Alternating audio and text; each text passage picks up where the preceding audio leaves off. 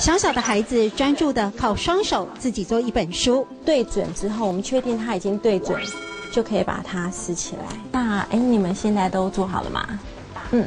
你就后来哈，紧紧买难什么？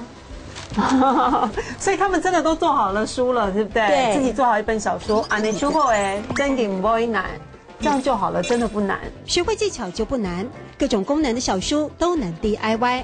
也借机教育客家人再收利用的习物观念，放说我们在路上捡到的小叶片啊，甚至我喜欢这个 DM 里面的某一张图，我都可以把它收集起来。其实这小书它可以有很多种功能，它除了可以记录我们的心得，它也可以是一个收集的功能。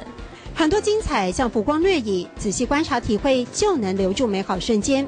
所以刘雪菲喜欢素描，收集人生百态。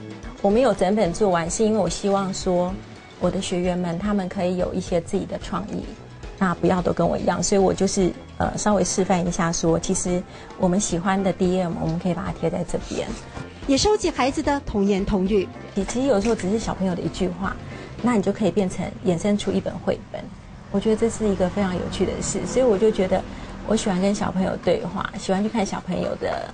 去听他们的对话，就是想说可以从中去吸取一点养分。亲子互动的养分更是珍贵，温情甜蜜，点滴累积。是这样，他黏住你的手，所以我大部分都会写孩子的事情，就是比方说记录孩子的生活的点点滴滴。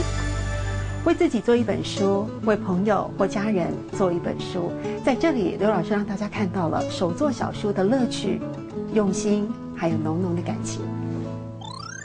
安尼手好诶，真嘅唔会难；安尼手好诶，真嘅唔会难。